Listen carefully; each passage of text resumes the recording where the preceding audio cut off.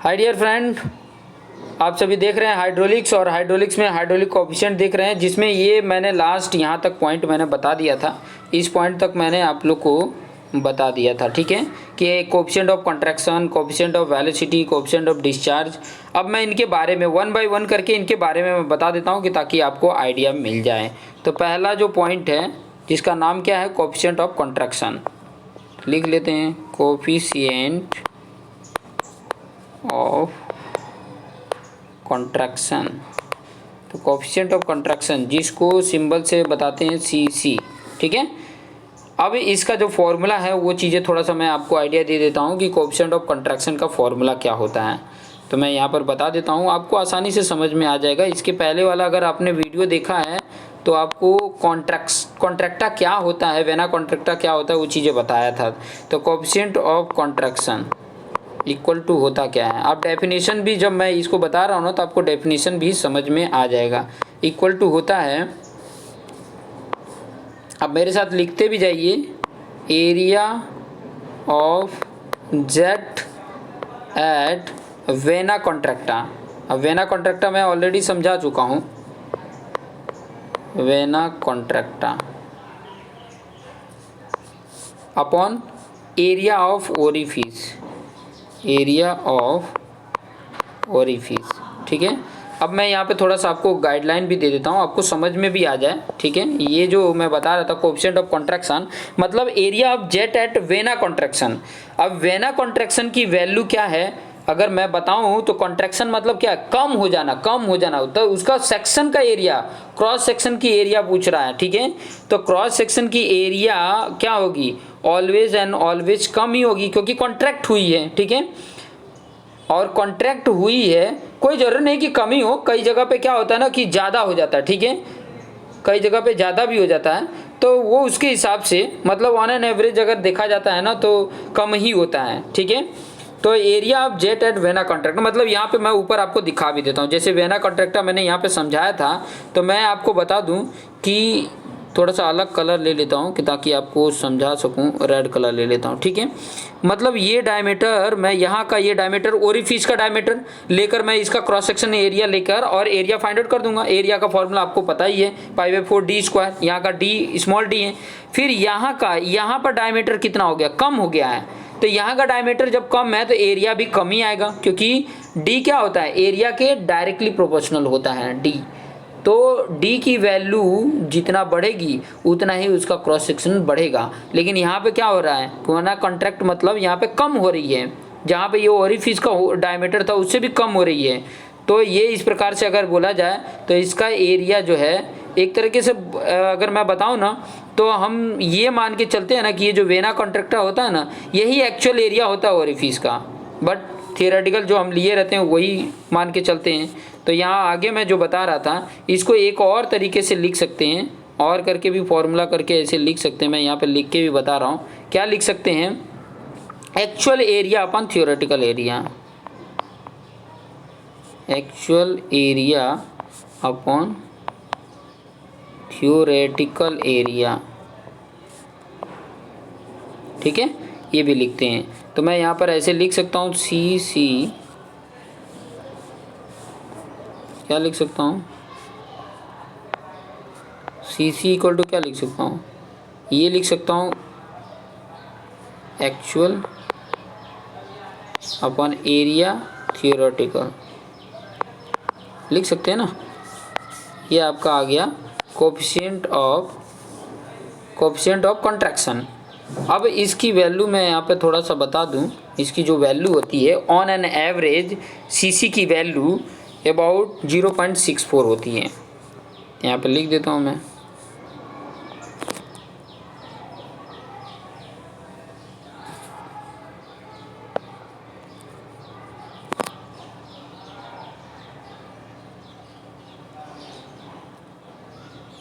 चलिए लिख देता हूँ मैं, थोड़ा सा पेन में प्रॉब्लम है। An average value of CC is about 0.64 ये याद कर लीजिएगा, ठीक है। 0.64 एवरेज वैल्यू होती है सीसी की, ठीक है। ये जो सीसी मैंने बनाया है इससे आपको आइडिया मिल जा रहा होगा, ठीक है, कि एक्चुअल एरिया और एक्चुअल एरिया की तरह याद करोगे तो थोड़ा कहीं ना कहीं भूल जाओगे। तो ये ऊपर वाला याद रखने का कि जो जेट जो वेना कॉन्ट्रैक्टा का जो रहता है वहाँ का एरिया अपन ओरिफिस एरिया ये कर लोगे तो आपकी वैल्यू आप डायरेक्टली कैलकुलेट कर सकते हो। इस तरीके से कैलकुलेट करोगे आ जाएगा। नेक्स्ट पॉइंट अगर मैं बात करूँ तो था आपका कोफिशिएंट ऑफ वेलोसिटी, ठीक है।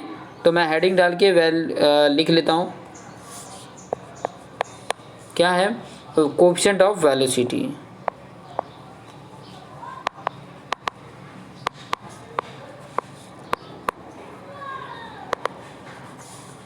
जिसको हम किस से बुलाते हैं, सी वी से, ठीक है। सी वी करके हम इसका नाम रखें, आपको आइडिया मिल जाएगा। ओके, तो चलिए इसके बारे में थोड़ा सा मैं आपको बता देता हूँ इसके क्या फॉर्मूले होते हैं। देखिए आराम आराम से करिए, बहुत ही आसानी से आप कर सकते हैं, कुछ है नहीं, ठीक है।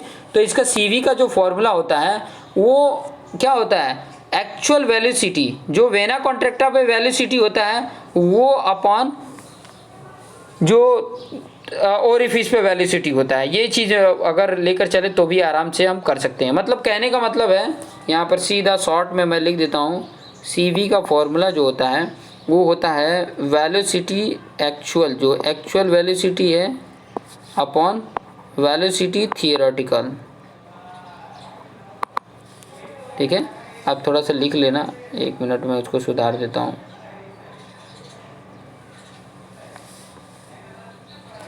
इसका जो फॉर्मूला है सी का वो क्या फॉर्मूला है, फॉर्मूला है वी एक्चुअल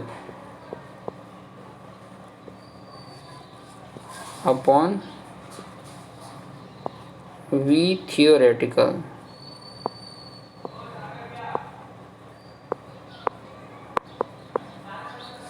ये V actual upon V theoretical, ये आपका फॉर्मूला है। इस फॉर्मूले का यूज करके हम फाइंड आउट कर लेते हैं। तो यहाँ पर आपको मैं बता दूं कि अगर थियोरेटिकल वेलोसिटी फाइंड आउट करना है तो इसके प्रीवियस भी मैंने इसको डिटरमाइन करके भी बताया था कि थियोरेटिकल वेलोसिटी कैसे निकालते हैं। तो थियोरेटिकल वेलोसिटी के लिए मैं यहाँ पर लिख देता हूँ, थियोरेटिकल जो वेलोसिटी होती है ना उसके लिए मैं यहाँ पर लिख देता हूँ कि जो वी थियोरेटिकल है, THO लिख दो, वो होता है √2G∗H, ये होता है, ठीक है। तो ये चीज़ें याद रखना, ओके। और इसका अगर मैं रेंज बता दूं इसकी वैल्यू का, जो सी की वैल्यू है, तो वो चीज़ें मैं यहाँ पर लिख देता हूँ। The value of c varies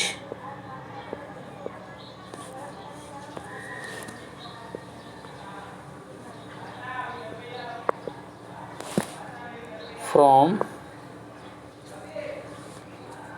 0.95 to 0.99, बहुत मतलब कम डिफरेंस होता है। मतलब बहुत मतलब एक तरह से बोला जाएगा ना, सेम वैल्यू जितनी होती है। आप वी एक्चुअल बोलोगे, वी थियोरेटिकल बोलोगे ना, अप्रॉक्सीमेट बहुत ज़्यादा डिफरेंस नहीं होता है, वैल्यू में बहुत ज़्यादा डिफरेंस नहीं होता है। तो ये चीज़ें देख सकते हो, मतलब अप्रॉक्सीमेट देखो ना 1 के आसपास है, तो 1 के आसपास होना मतलब क्या, कहने का मतलब है कि वी एक्चुअल और वी थियोरेटिकल अप्रॉक्सीमेट सेम ही है, ठीक है। अप्रॉक्सीमेट सेम ले सकते हैं, बाकी तो हमको डिफरेंट ही मान के चलना है। और नेक्स्ट है थर्ड वाला, उसका नाम क्या है, कोफिशिएंट ऑफ डिस्चार्ज, लिख लेते हैं कोफिशिएंट ऑफ डिस्चार्ज। आप लोग को डिस्चार्ज अगर नहीं समझ में आ रहा होगा तो आप कमेंट करके ज़रूर बताइएगा, डिस्चार्ज के रिलेटेड भी मैं आप लोग को और अच्छे से समझा सकता हूँ। तो कोफिशिएंट ऑफ डिस्चार्ज का जो फॉर्मूला होता है सेम उसी की तरह है कि actual discharge upon theoretical discharge. Q मतलब डिस्चार्ज होता है, ठीक है, ये चीज़ें याद रखना, थियोरेटिकल, ठीक है, THEO भी लिखा रहता है थियो। तो इसकी जो वैल्यू होती है ये भी मतलब इनके में बीच का डिफरेंस होता है, इनके बीच का भी डिफरेंस होता है। तो इसकी जो वैल्यू वेरी करती है 0.62, मतलब जो कोएफिशिएंट ऑफ कॉन्ट्रैक्शन है उससे भी कम होता है इसकी वैल्यू। ठीक है, कम होने का मतलब क्या, डिफरेंस ज़्यादा है इन दोनों के बीच में, ये चीज़ें देख सकते हैं। तो मैं यहाँ पर लिख देता हूँ the value of c d, small d लिख दो, यहाँ पे भी स्मॉल डी लिख दो, इज़ अबाउट 0.62, ये याद कर लेना 0.62। अब मैं थोड़ा सा रिलेशन तीनों में दिखा देता हूँ, relation between c c, c v and c d. ठीक है, relation between c c, c d and c v, ये नेक्स्ट वीडियो में मैं आपको दिखा दूंगा। तो अभी के लिए इतना ही रखते हैं, और आप देखते रहिए, और वीडियो अच्छा लगे तो लाइक, कमेंट, और अपने जो दोस्त मित्र हैं उनको शेयर करना ना भूलें। और प्लस अगर चैनल पर नए हैं तो सब्सक्राइब करना, और साथ ही में बेल आइकन होगा उसको क्लिक करना ना भूलें। Thank you for watching this video.